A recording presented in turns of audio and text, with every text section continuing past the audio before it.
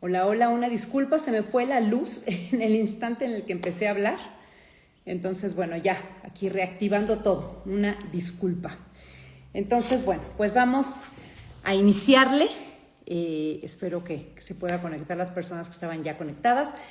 Retomemos todo, vamos a hacer un recorrido histórico de la historia de Irán, de la historia de Israel, y vamos a ver, bueno, en qué momento se enemistan estos dos países, ¿sí? La historia de Irán, bueno, es milenaria, pero vamos a empezar en el 800 a.C. con el Imperio Persa. Se crea el grandioso Imperio Persa y es creado por Ciro el Grande. ¿Qué pasa con Ciro el Grande? La parte de Persia estaba más o menos en la parte sur de lo que hoy es Irán. En el norte estaba un gran imperio llamado el Imperio de los Medos, que dominaban de hecho a los persas, eran mucho más débiles. Entonces, dentro de estas alianzas, la hija del rey Medo se casa con el hijo del rey de los persas. El rey Medo se llamaba Astiages y Astiages empieza a soñar que su hija va a tener un hijo que va a dominar el mundo y que va a tener un imperio vastísimo, entonces le empieza a dar mucho miedo. Y cuando nace su nieto, va a ser Ciro. Cuando su nieto crece empiezan a pelear y Ciro derrota a su abuelo, Astiages. Entonces Ciro va a crear el grandioso imperio persa que vemos aquí. Obviamente Ciro no conquistó todo esto, esto fue a través de los siglos. Entonces, bueno, Ciro es llamado el Grande porque es el que inicia con este imperio, inicia en la zona de donde ahorita es Irán. De hecho, bueno, los iraníes son persas de origen. Los persas era un grupo que venía del norte.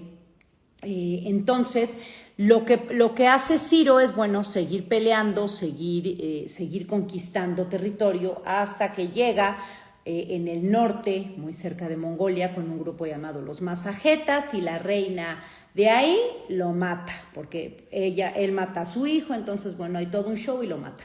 Entonces a Ciro lo sucede su hijo Cambises I, luego Cambises II, y a Cambises II lo quita su hermano, que se llamaba Bardilla, y a Bardilla lo ven como un usurpador. Y entonces, ¿qué pasa ahí? Que va a venir Darío, el siguiente líder fuerte de los persas. Entonces Darío mata a Bardilla y resulta que, bueno, él iba con varios ayudantes, digámoslo así, y entonces lo matan y dicen, bueno, ¿y ahora quién va a dominar este imperio persa?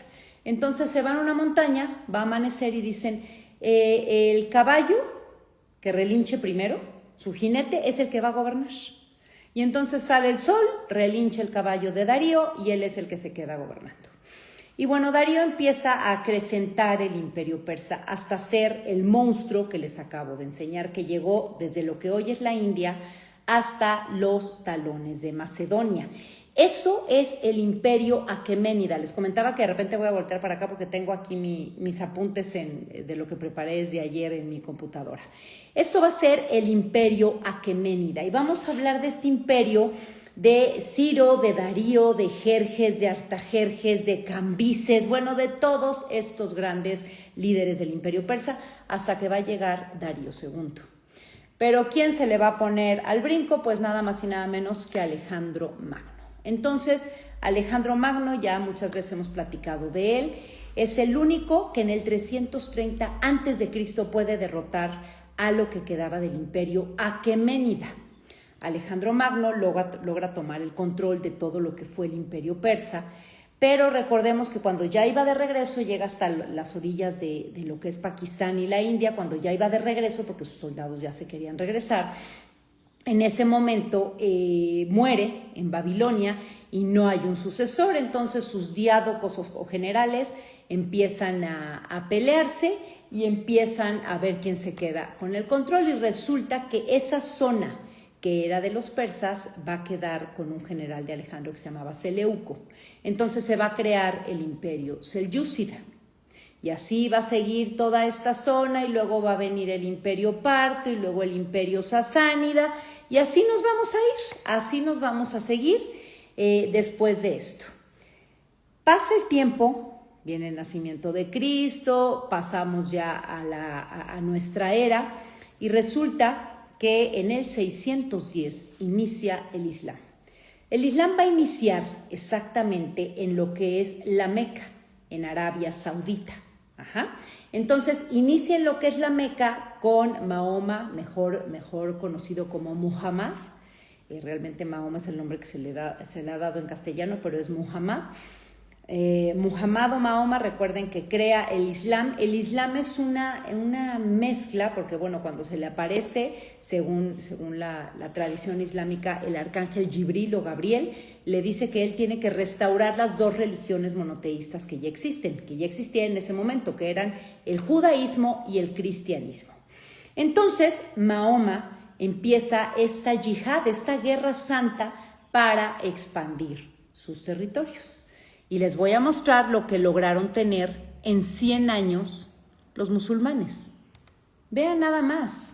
Para el 711 ya habían llegado a lo que vemos en la izquierda, a España, ya habían conquistado todo el norte de África y ya se habían expandido. Si se fijan, ahí en medio está un cuadrito negro que es la Kaaba, que es el lugar sagrado para los musulmanes. Entonces, de ahí se empiezan a expandir, se suben, se van a Damasco, pero resulta que en el 632 muere Mahoma. Y Mahoma había tenido hijos, pero había tenido 2 hijos hombres, si no me equivoco, pero habían muerto. Entonces empieza un pleito para ver quién se va a quedar con el poder. Y resulta que quienes están peleando son su suegro, Abu Bakr, y su yerno, que también era su primo, llamado Ali. A final de cuentas, el sucesor o califa, porque eso quiere decir califa, sucesor, va a quedar su suegro, que es Abu Bakr. Entonces Ali se queda muy molesto y empiezan los rompimientos. Muere Abu Bakr y entonces Ali dice, no, pues ahora sí voy a ser yo. Y resulta que eligen a otro suegro de Mahoma llamado Uthman. Acuérdense que tuvo varias esposas Mahoma. A ver, esto de la poligamia no es específico de los musulmanes en ese momento, La poligamia se daba en Arabia Saudita desde mucho antes. Ya lo vamos a ver ahorita que veamos a Israel. Entonces, sube Uthman y Ali se queda con el entripado otra vez. Muere Uthman y entonces Ali dice, no, pues ahora sí. Y resulta que es otro, Omar, el califa Omar. Después de pleitos y todo lo que quieran, Omar muere y por fin surge Ali. Pero cuando Ali ya había subido al poder, ya los musulmanes se habían dividido en 2 grupos, sunitas y chiitas. Esto es un punto importantísimo para el tema que estamos viendo. Los sunitas no tienen un líder máximo, no tienen una jerarquía sacerdotal, tienen a los imanes, que son los que dirigen la oración, pero realmente los países que tienen un gobierno, que son practicantes sunitas, tienen un gobierno, ya sea Arabia Saudita un príncipe, ya sea Turquía un presidente, pero no tienen un líder supremo religioso que sea su líder político. Los chiitas sí, y ese es el caso de Irán, el ayatolá, que ahorita vamos a ver cómo demonios llegó el ayatolá. Entonces, los sunitas y chiitas, les voy a enseñar este mapa, es impresionante este mapa. Todo lo que vemos en amarillo son los musulmanes sunitas. Y lo que vemos en verde, que si se fijan, la mayoría es Irán, son chiitas, son extremistas, llevan el Islam al extremo. Entonces, esta es una división y este es un punto básico, porque a final de cuentas estamos viendo que ahorita ya está habiendo broncas de musulmanes con musulmanes. ¿Por qué? Pues una de las razones es porque en Irán son chiitas y los demás son sunitas, ¿ok?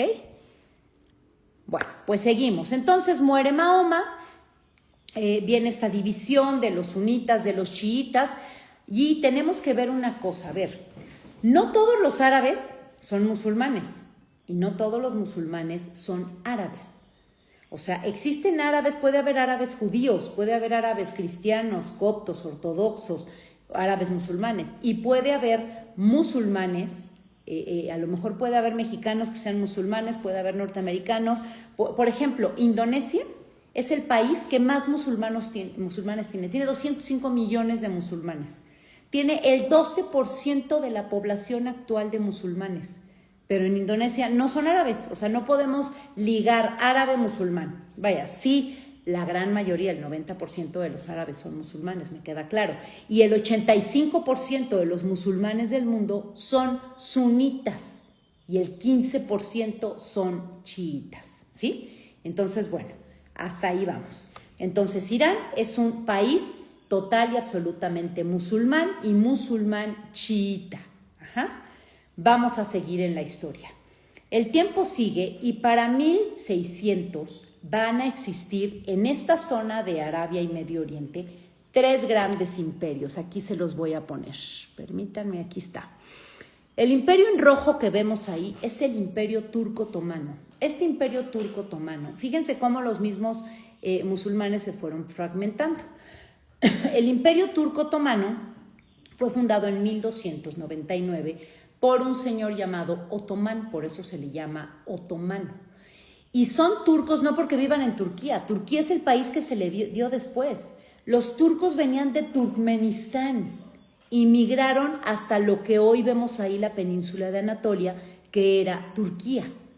Entonces, este gran imperio turco-otomano abarcaba, vean nada más, todo lo que hoy en día es parte de Arabia, lo que es Israel, lo parte de Siria, Líbano, toda Turquía, hasta parte de Irak, todo el norte de África, Egipto, Libia, Marruecos, y en el norte podemos ver la península de los Balcanes, que era parte del imperio turco-otomano. El siguiente gran imperio que estaba para el siglo XVII era el imperio safávida. Este imperio safávida se fundó en 1501 y es lo que gobernaba ya la parte de Irán y tenía las fronteras con el imperio mogol. El imperio mogol estaba en lo que hoy es la India y este imperio empezó en 1526. O sea, cuando llegan los ingleses a lo que hoy conocemos con la India, lo que conquistan es el imperio mogol, no conquistan la India, eso ya el nombre vino después. Entonces, estos 3 grandes imperios dominaban esa zona y esta zona era el centro neurálgico de la economía mundial. Por ahí había pasado todos los productos que se puedan imaginar de la ruta de la seda. Ya para estas épocas la ruta de la seda ya había desaparecido. Recordemos que la ruta de la seda desaparece en 1453 aproximadamente, cuando cae Constantinopla y se cierra la navegación por el Mediterráneo y se descubren nuevas rutas ya con Cristóbal Colón, con los portugueses, etc. Pero entonces esto era un punto importantísimo en el mundo, un punto de comercio, un punto de materia prima, etc. Pero resulta que en 1750 viene la revolución industrial en Gran Bretaña. Entonces los ojos del mundo se van a voltear a Europa, porque la producción, los medios, el capitalismo, los grandes empresarios van a ser de ahí. ¿Y qué va a pasar? Que Gran Bretaña se va a expandir dentro del imperialismo. O sea, la revolución industrial trajo como resultado el imperialismo, porque Gran Bretaña empieza a viajar para tener materias primas, para establecer colonias de población, para establecer colonias de comercio, etcétera, etcétera. Entonces, esta zona donde estuvo el imperio persa, donde hoy está Irán, era básica, era la parte media. O sea, tenía frontera con la India, entonces, bueno, era una parte importantísima, ¿sí? Entonces, van a seguir allí en Irán, en determinado momento Rusia se mete, en determinado momento Gran Bretaña se mete, pero el imperio persa seguía con dinastías y dinastías y dinastías. Varias dinastías sucedieron, como la de Nader Shah, la de San, la de Qajar, hasta que en Irán no entra en la Primera Guerra Mundial, y esto fue un problema. Estalla en 1914, recordemos, la Primera Guerra Mundial. En la Primera Guerra Mundial hubo 2 bloques, el de los ganadores y el de los perdedores, pero bueno, siempre decimos que los ganadores eran los buenos, pero bueno, muchas veces puede no ser así. Los ganadores, el grupo aliado, recordemos que era Francia, Gran Bretaña, después entra Estados Unidos, el imperio ruso entra, pero acuérdense que a media guerra se sale porque empiezan con su propia revolución. Y por el otro lado estaba el imperio alemán, el imperio austrohúngaro y el imperio turco-otomano. este rojito que vemos aquí es el que entra en la Segunda Guerra Mundial. ¿Por qué entra el Imperio Turco Otomano? Porque unos años antes de la Segunda Guerra Mundial, todo lo que es la península de los Balcanes, ahí arriba de donde dice Otomán, se habían liberado. Habían venido las guerras de los Balcanes, entonces se habían liberado. Entonces, en ese momento, pues ellos querían reconquistar el territorio que habían perdido. Para no hacerles el cuento largo, sabemos que conocemos la historia de Lawrence de Arabia, un británico, arqueólogo, que bueno, se va a todo lo que era el Imperio Turco Otomano y empieza a meter cizaña, porque el Imperio Turco Otomano no era un imperio cohesionado, era un imperio formado por muchas razas, muchas religiones, muchas culturas, muchas ideologías. Entonces la gente estaba muy molesta. Entonces, lo que pasa es que Lawrence de Arabia empieza como a meter cizaña, a pagarle a generales para que se pueda disolver el Imperio Turco Otomano y a final de cuentas termina, porque en 1918 termina la guerra y se disuelven los tres grandes imperios que habían peleado en el bando central, que era el Imperio Austrohúngaro, el Imperio Alemán y el Imperio Turco Otomano.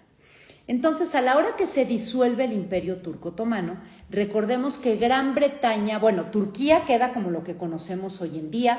Para 1921, Turquía con Atatürk, con Kemal Atatürk, se convierte en una república, pero sigue siendo un país musulmán, pero es una república.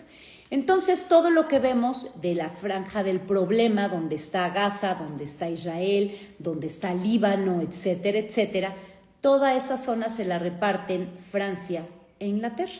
Así nomás, medio metiches, se quedan ahí, se lo reparten para mantener la paz, para mantener la tranquilidad. Y bueno, esto obviamente pues va a ser un conflicto para Irán, porque Irán no había entrado en la Primera Guerra Mundial, le habían pedido que apoyara y no había apoyado. Entonces, bueno, para 1925, unos años después de que había terminado la Segunda Guerra Mundial, se da un golpe de Estado en Irán. Este golpe de Estado lo va a dar un hombre llamado Reza Sabah Pahlavi, perdónenme, tengo aquí mis acordeones, Reza Sabah Pahlavi. Este hombre es el que va a crear la dinastía Pahlavi. Él era un soldado del ejército iraní, pero se da cuenta que ya las monarquías iranias pues ya no estaban funcionando, entonces da un golpe de Estado, toma el control y se hace llamar Shah. Shah es lo equivalente a rey. Entonces va a empezar el tiempo de los Shah de Irán. Empieza con este hombre llamado Reza Sabah Pahlavi, y él lo que quiere es modernizar Irán. Él quiere occidentalizarlo, no tanto que entre en países occidentales, pero sí quiere entrar en la modernidad occidental y quiere meter industria y quiere meter cosas mucho más modernas, y para eso se lleva nada más y nada menos que a ingenieros, arquitectos, etcétera, alemanes y austriacos. Y resulta que ya estamos hablando que para 1933 ya había ascendido en Alemania el nazismo. Entonces, obviamente empieza a haber un conflicto de intereses. Entonces, este hombre, bueno, como Shah de Irán, quiere modernizar, pero aquí en Irán, como ellos eran chiitas, en Irán existían los ayatolas. Los ayatolas son los líderes supremos teológicos del Islam chiita. Y ellos eran ultraconservadores y estaban en contra de la modernización de este país. Entonces empieza a tener muchos problemas y Reza, el primer Shah de Irán, abdica en favor de su hijo Muhammad. Muhammad, les voy a poner aquí las imágenes, se me había olvidado ponérselas. Aquí está. Este es el primero, este es Reza, este es el primer Shah de Irán, que de hecho, bueno, él decía que era descendiente de los persas y luego hasta se vestía como Darío el persa y todo lo que quieran, pero bueno, él abdica en favor de su hijo, que se llama Muhammad. Y resulta que Muhammad pues quiere seguir con esta occidentalización. De hecho, él estudia en Occidente, estuvo en Suiza, estuvo en Francia, estuvo en otros lugares, obviamente también tuvo educación militar, pero los británicos empiezan a presionar porque esto pues ya fue después de la Segunda Guerra Mundial y él tenía ahí alemanes y austriacos, entonces les dice, oye, los tienes que sacar, y lo empiezan a presionar, y entonces él lo que hace es crear pues una, digamos, monarquía con un canciller, y eligen a Mohammad Mossadegh. Mohammad Mossadegh también era un poco a favor de la occidentalización, pero él lo que hace es sacar a austriacos, a alemanes, pero también saca a británicos, que ya se acuerdan que les dije, a los británicos estaban ahí metidos. Entonces lo saca, y ¿qué hace el Shah? Pues lo destituye. Entonces empieza a haber un problema serio en Irán entre el pueblo, entre el Shah y entre los ayatolas.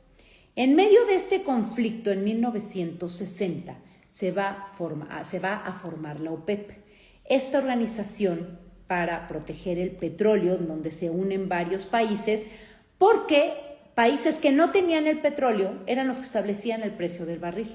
Entonces estos países que empiezan a explotar petróleo, a sacar el petróleo, dicen, a ver, nosotros vamos a decidir qué precio va a tener cada barril, nosotros somos los que vamos a decidir en qué precio lo vamos a vender.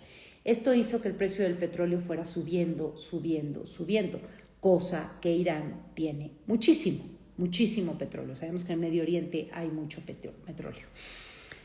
Otro punto importante, después de la Primera Guerra Mundial, ¿se acuerdan que les dije que Francia e Inglaterra se habían metido, Francia y el Reino Unido se habían metido? Pero entonces, a la hora que desmembraron el Imperio Turco Otomano, se crearon otros países. Por ejemplo, en 1932 surge Irak. En 1943, el Líbano que está arribita de Israel, que de hecho el Líbano fue creado como un país para católicos, donde podían vivir también musulmanes, pero fue creado eminentemente para católicos, y hoy en día sigue siendo un país que alberga católicos y que alberga musulmanes. En 1946 se forma Jordania. O sea, que se crea Jordania como un país independiente con su capital Amán, y en 1948, ahorita vamos a hablar específicamente de eso, surge el Estado de Israel. Para 1979, los ayatolas estaban hartos y organizan una revolución y derrocan al Shah. Y entonces un hombre llamado Ruhollah Mossadegh Khomeini sube al poder como el primer ayatola. Este gobierno de los ayatolas va a ser un gobierno teocrático. Esto a lo mejor les suena la palabra teocrática, es lo que teníamos aquí cuando estaban, por ejemplo, los aztecas, era un gobierno teocrático, que el Tlatoani era el jefe supremo de la religión y era parte del jefe supremo del gobierno. Pues así inicia un gobierno teocrático. Khomeini era un fanático religioso en contra de la occidentalización, a favor del conservadurismo, a favor de pues la prohibición de muchas cosas a la mujer, a favor de cerrar Irán, porque realmente Irán es un país que las guerras que ha tenido no han sido ni por territorio ni por recursos, han sido por ideología o por religión, o por poder, porque realmente Irán es un país muy grande y tiene muchísimos recursos. Entonces el ayatollah Khomeini empieza a dictar y a influenciar cada aspecto de la vida de los iraníes, y es apoyado por 11 ayatolas más, pero él es el ayatollah supremo. Y entonces tuvo varios problemas, quiere sacar a los norteamericanos, tuvieron ahí un problema con la embajada norteamericana cuando iba a haber elecciones en Estados Unidos, pero bueno, ese es otro tema. Entonces ya el ayatollah empieza a tener problemas con Occidente. Para 1989 muere el ayatollah Khomeini y va a subir el ayatollah Ali Khamenei, que es el que está a punto de cumplir 90 años, o sea, es una persona ya de edad muy avanzada y sigue siendo el ayatollah desde 1989. Esa es la historia de Irán. Vámonos ahora a la historia de Israel. La historia de Israel es milenaria, o sea, estuvo poblado desde hace muchísimos siglos. Israel, a ver, algo que no comenté de Irán. Irán tiene muchas barreras que sirven como fronteras, barreras naturales, el mar, los montes. O sea, realmente Irán es un lugar al que para invadirlo es muy difícil. Por otro lado, también tiene zonas muy desérticas, zonas esteparias, y cuando nosotros vemos dónde está Israel hoy en día, pues Israel está en una zona que se le llama el creciente fértil. O sea, Israel tiene tierras muy, muy fértiles, por eso se la han peleado tantas personas. ¿Por qué el desierto del Sahara no se lo han peleado? Pues porque no hay nada que sacar de ahí. En cambio, en esta zona de Israel, que abarca este creciente fértil, que abarca parte del Líbano, parte de Siria, pues obviamente son muy buenas tierras de cultivo, tierras para el ganado. Pero bueno, vámonos, tiempo antes de Cristo, 1850, Abraham. Abraham, la historia cristiana, judío y musulmana, porque Abraham es un personaje importante para las tres religiones monoteístas más grandes del mundo. Abraham vivía en la ciudad de Ur, que era exactamente en lo que era Mesopotamia, en el sur. Ur y Uruk fueron de las primeras ciudades de Mesopotamia, del Imperio Sumerio. Pues él era de ahí. Estaba casado con su prima, Sara, que a veces dicen que era su hermana, pero bueno, estaba casado con ellos. Recordemos que emigraron porque Dios se le aparece y le dice que tiene que crear una religión monoteísta, porque estamos hablando que estamos en una zona de Arabia y de Medio Oriente donde convivían muchísimas religiones politeístas, religiones animistas, etc. Entonces le dice que se tiene que ir a lo que le van a llamar la tierra prometida. Entonces se va específicamente a lo que es Israel. Entonces ahí funda su comunidad. Abraham era un comerciante riquísimo, entonces no crean que se van él, Sara y 3 cabras, se fue con toda la gente. Y entonces empiezan con el monoteísmo, que va a ser después el judaísmo. Es cuando surge en 1850 la primera religión monoteísta del mundo, que es el judaísmo. Entonces se van para allá, ya sabemos todo lo que pasa, todo el rollo de que si Abraham, otro día les haré un live para explicarles esta división, porque también tiene mucho que ver con el Islam, que si Abraham tuvo sus que veres con una esclava de Sara, su esposa, que se llamaba Agar, y tuvo otro hijo. Pero bueno, a final de cuentas, Abraham, para la tradición judío-cristiana, se queda con Sara y tienen a Isaac. Isaac tiene a Jacob y Esaú, y Jacob tiene a las 12 tribus de Israel, que si recordamos, en determinada época de sequía, migraron a Egipto. En Egipto se les permite quedarse, pero después de algunos años se les esclaviza. Regresan, y cuando regresan, ya están ahí los filisteos, este pueblo de quien toma el nombre Palestina, Filisteum, Palestina. Entonces regresan y ya empiezan a tener problema con los filisteos, que los filisteos eran re buenos para pelear. Y entonces, acuérdense, la pelea de David contra Goliat, ahorita platicamos de eso. Entonces regresan con Moisés. Recuerden que con Moisés se pasan por el monte. A Moisés se le aparece Dios en el monte del Sinaí y le da las tablas de la ley. Y después de 40 años regresan a lo que era la tierra prometida, que es Israel. Entonces tienen que convivir con los filisteos y con otros grupos que ya estaban en esa.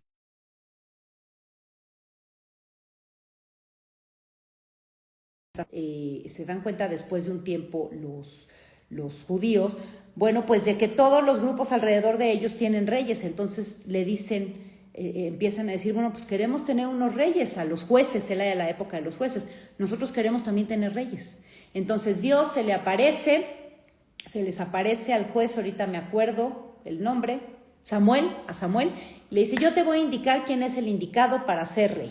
Y después de un tiempo eligen al rey Saúl. Y lo ungen, y entonces se vuelve rey de los judíos. Y después va a venir su yerno David. David no era hijo de Salomón, era su yerno. Entonces va a venir el rey David y es el que vence a Goliat. Y después va a venir el rey Salomón, que es el que va a crear el primer templo de los judíos. Este que tenemos aquí, esto obviamente pues fue creado con inteligencia artificial. Así se cree que era el primer templo de los judíos, que aparte eso es una bronca hoy en día también, porque ese primer templo y el segundo templo estaban exactamente en donde ahorita es la explanada de las mezquitas, en donde en Jerusalén está la mezquita de la Roca, la cúpula dorada, y la mezquita de Al-Aqsa. Entonces hacen este templo y lo logran crear porque el rey Salomón fue sumamente rico, etcétera, etcétera. Y resulta que este primer templo lo hacen en el 957, pero para el 586 llegan los babilonios, le destruyen el templo y se llevan a los judíos, a los letrados, a los artesanos, a los inteligentes, se los llevan a Babilonia. Aquí va a entrar otra vez el imperio persa. Cuando el imperio persa surge durísimo con Ciro llega y libera a los judíos. Entonces los judíos, fíjense, persas y judíos desde esa época, te estoy hablando del 580 a.C. Ciro les dice, no, pues ustedes ya pueden regresar. Entonces se regresan a Israel y empiezan la construcción del segundo templo, que va a ser el de Herodes. Total, los judíos siguen viviendo en esta zona, pero después va a llegar otro gran imperio a dominar este lugar, que van a ser los romanos. Los romanos llegan y dominan todo lo que es ahorita Siria, Turquía, Líbano, Israel, hasta Egipto, todo eso. Entonces, todos se les someten, menos los judíos. Los judíos siempre fueron una piedrita en el zapato para los romanos. Y entonces en el 70, después de Cristo, ya se había creado el imperio. En el 27 había pasado Octavio, había pasado Claudio, había pasado Nerón. Bueno, entonces hay como una crisis y llega Vespasiano. Vespasiano, que manda a su hijo Tito. Bueno, Vespasiano y Tito estaban allá, él se regresa a Roma y deja a Tito, y Tito destruye el segundo templo. De hecho, en Roma hay un arco que se llama el Arco de Tito, que todos los grabados que tiene ahí son de la destrucción del segundo templo. Entonces Tito destruye el segundo templo y corre a los judíos, o sea, dice, ya me tienen harto, ya no quiero judíos en esta zona. Entonces los corre de Israel. Entonces es cuando viene la diáspora judía, que los judíos empiezan a irse por todo el mundo y empiezan a irse a todos lados, pero en todos lados son rechazados, en todos lados son culpados de las catástrofes, como de la peste negra, que si matan un zar y que fueron los judíos, o sea, empiezan a ser sumamente perseguidos. Viene esta diáspora que duró muchos años, muchos siglos, en los que tuvieron que andar de un lugar a otro. Y resulta que los judíos estaban ya muy cansados de esto, porque era muy curioso, o sea, decían, a ver, yo soy judío, y los cristianos, por ejemplo, pues no los aceptaban por ser judíos, pero si un judío se convertía, no, es que ahora ya eres judío converso, entonces pues tampoco eres de nuestro grupo, o sea, ya no sabían ni por dónde los judíos. Entonces, en 1897, un periodista, activista austriaco llamado Theodor Herzl, se los voy a poner aquí, este que vemos aquí. Este hombre era judío y dice, a ver, ya basta de que estemos regados por todo el mundo y no tenemos una tierra, no tenemos un lugar. Y entonces se piensa en Jerusalén, se piensa en la tierra prometida, en Israel. Entonces esta idea se le llamó el sionismo. El sionismo es una ideología que aboga por la creación de un estado donde los judíos puedan vivir libremente, un estado que sea propio. Entonces, este sionismo, este movimiento del sionismo, va a traer muchas cosas interesantes, o sea, va a traer una migración de judíos hacia Israel que se les llamó la Aliyá. Así se le llamó a las migraciones, que empezó en 1880, más o menos la primera aliyá, y entonces van a adoptar otra vez el hebreo, van a retomar. El hebreo era una lengua que ya se hablaba desde tiempos inmemoriales, y empiezan a adoptar otra vez el hebreo, porque a la hora que regresan los judíos, pues si eran judíos austriacos, si eran judíos rusos, si eran judíos franceses, pues hablaban diferente idioma, entonces tenemos que tener un idioma en común. Y toman el hebreo como idioma común que hasta la fecha se habla en Israel. Entonces, en esta primera desbandada de judíos llegan aproximadamente 35,000 y empiezan a llegar más y más y más, que son los que van a crear los kibbutz después, porque no tenían en qué trabajar los judíos, entonces crean estas cooperativas de apoyo mutuo llamados kibutz. Entonces, bueno, ya platicamos de la Primera Guerra Mundial, cómo se divide en esto. Ya para estas fechas estaban los judíos ahí. Les voy a poner un mapa que a mí me parece muy, muy explicativo y deja muy claras las cosas. Vean esto. Esto, todo lo que vemos en verde, es lo que hoy en día es Israel y Palestina. Para 1900, todo lo verde era de los palestinos, que ya los palestinos ya no son los palestinos de David y Goliat, ya son musulmanes. Esa parte era de los palestinos. Después vean, en 1947 va a surgir una declaración llamada de la Declaración Balfour, en donde se dice que se apoya la creación de un Estado judío, y entonces se decide después de esto, después de la Segunda Guerra Mundial, pues que lo que es Israel se va a partir, que lo que es Palestina se va a partir en Israel y en Palestina. Entonces, así está para 1947, es el segundo rectangulito.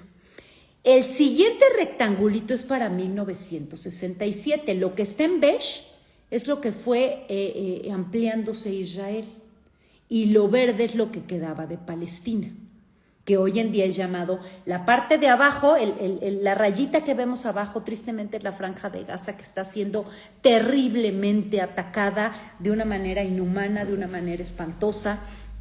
Y la parte derecha, verde, en el tercer rectángulo, es lo que se le llama Cisjordania.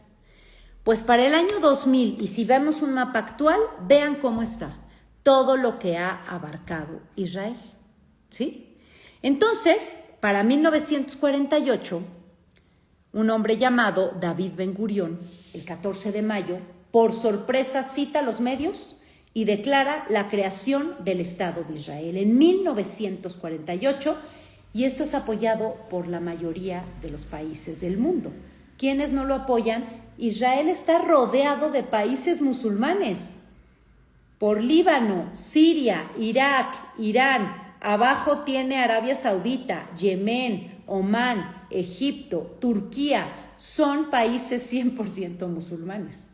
Entonces, obviamente esto tomó por sorpresa. Y exactamente en ese año van a empezar los conflictos árabes-israelíes. Al hablar de árabes, te estoy hablando de muchos países árabes, ¿sí? El primer conflicto fue en 1948 al 49, fue la primera guerra árabe-israelí, la guerra de independencia, en donde se declara, ¿cómo se dice? El Estado de Israel. La segunda guerra árabe-israelí va a ser en 1956, y es la guerra de Suez. Recordemos que en la península, en la península del Sinaí y Egipto, entre las dos está el canal de Suez. Este canal que hicieron 1880 más o menos, con capital francés y egipcio, que después los egipcios lo venden y pasa a manos de Inglaterra. Pero después se le ordena, después de la Segunda Guerra Mundial, al mandato británico que lo tiene que soltar y regrese a Egipto. Entonces viene en 1956 esta guerra de Suez, en donde los israelitas invaden el canal de Suez. Después va a venir la Guerra de los 6 días. ¿Por qué se le llamó así? Pues porque fue del 5 al 10 de junio de 1967.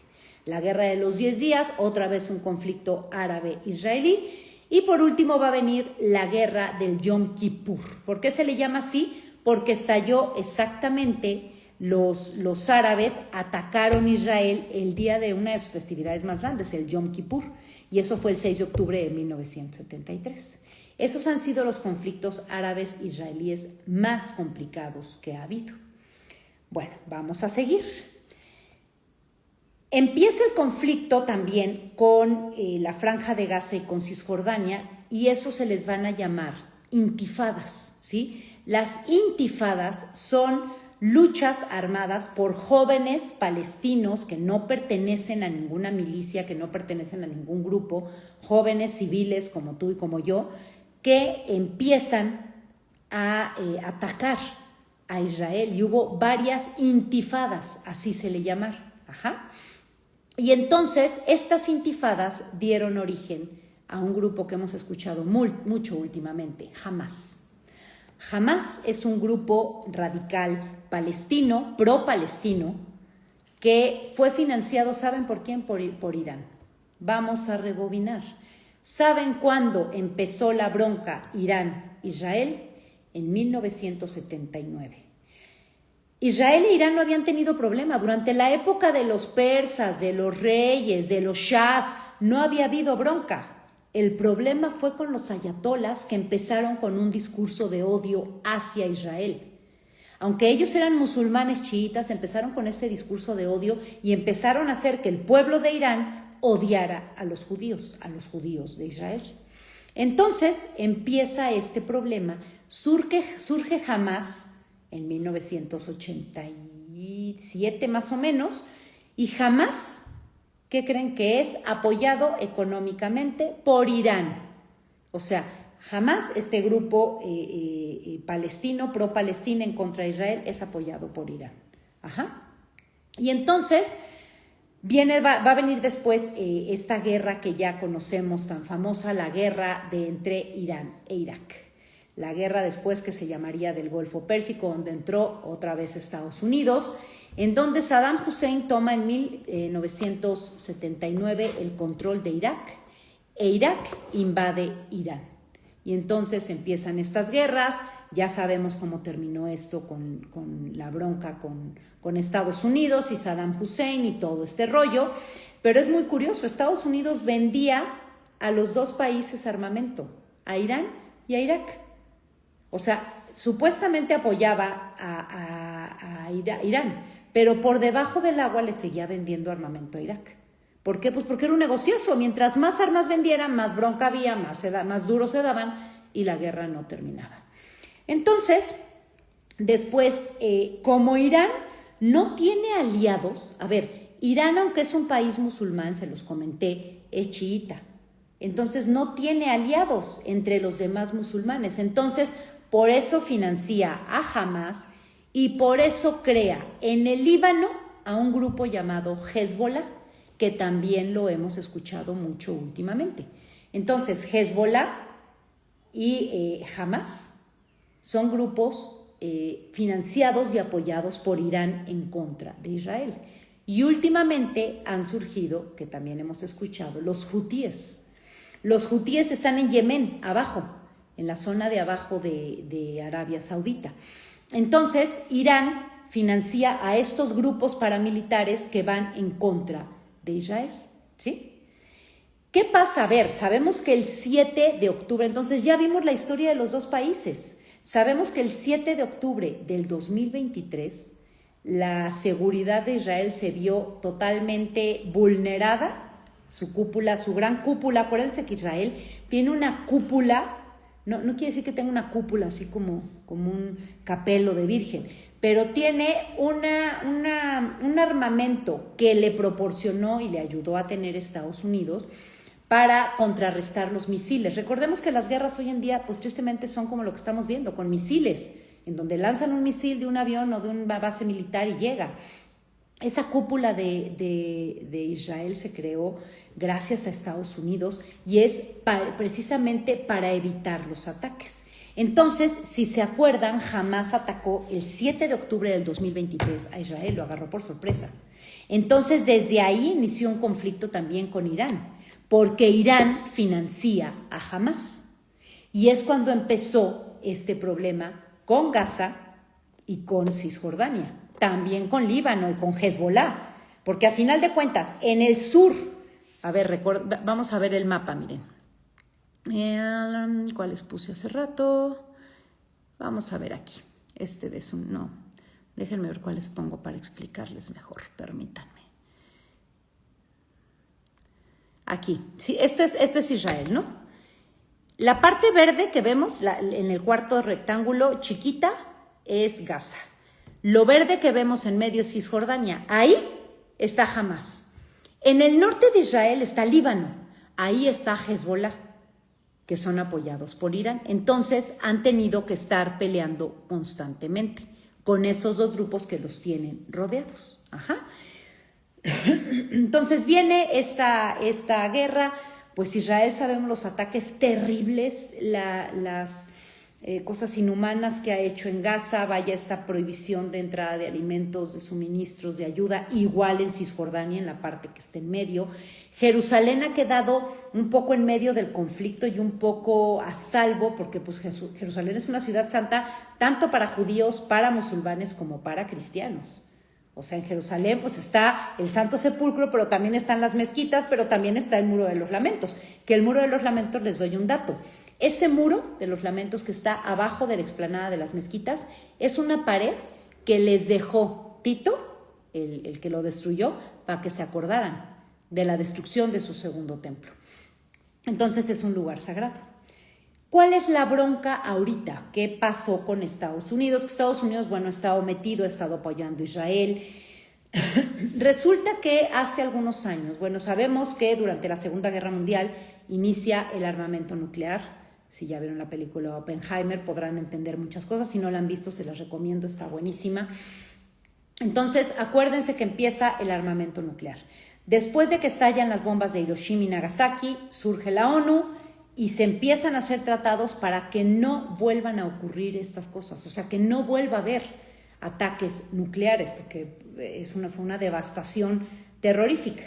Entonces, bueno, la producción de armamento nuclear siguió. Hoy en día hay 9 países que tienen armamento nuclear, que es Gran Bretaña, Estados Unidos, Rusia, Francia, China, India, Pakistán, Israel y Corea del Norte. Bueno, estos países han firmado acuerdos en donde se supone que no pueden usar sus armamentos, ya los tienen, ya están ahí. Realmente no creo que se puedan destruir porque pues entonces causarían un problema serio, pero entonces ya no pueden producir más y tienen que abogar para que ningún otro país tenga armamento nuclear. Pueden algunos países tener uranio para fines médicos, para fines pues para ayudar a la población, pero resulta que ha pasado el tiempo e Irán empezó a acumular una cantidad exagerada de uranio que está violando todos los tratados que se han firmado. De hecho, en el 2015 Irán firmó un tratado en donde no iba a crear armamento nuclear. Y él siguió diciendo, no, pues el uranio que tengo es para uso médico, para lo que se necesite aquí en el país. Pero se dieron cuenta en varios países pues que la cantidad de uranio que tiene es tremenda y están procesándolo y esa cantidad solamente puede ser usada para armamento nuclear. Ese es el problema que hay ahorita con Irán. Entonces, obviamente Estados Unidos le pidió muchas veces, Israel, toda la ONU, todos que dejaran esos experimentos nucleares. Pero entonces ya sabemos lo que pasó antier. Estados Unidos bombardeó tres búnkers de uranio de Irán. Aquí, ¿por qué Israel tiene que estar unido a Estados Unidos? Israel tiene un armamento impresionantemente fuerte y moderno, al igual que Irán. Pero el problema es que Israel no tiene un misil, que son los misiles más poderosos después o sea, en nivel, está la bomba atómica y después está este misil, que es un misil antibúnkers. El único país que los tiene es Estados Unidos. Y el único país que tiene el avión que puede lanzar estos misiles es Estados Unidos. Aquí lo vemos. Bueno, este no se los puse, este es el ayatolá de ahorita, el ayatolá que está gobernando en Irán. Les voy a poner, este avión es el B-2. Es un avión impresionantemente moderno que puede volar 18 horas seguidas, se puede reabastecer de combustible, en el aire es piloteado por 2 personas y es el único que puede cargar estas bombas que pesan casi 14 toneladas. Estas bombas antibúnker, caen pero no explotan luego. Penetran en la tierra y a 60 metros de profundidad estallan. Y a esa profundidad están los búnkers iraníes que tienen el uranio. Este avión, cuando vi este dato me impresionó, de veras la tecnología, lo que es, cuesta creo que $2,000 millones. Este avión fue diseñado, vean nada más qué maravilla, como un halcón. El de abajo es el avión y arriba es el halcón, vean nada más. Entonces, bueno, pues eso ya, este conflicto pues ya escaló porque ya Estados Unidos atacó.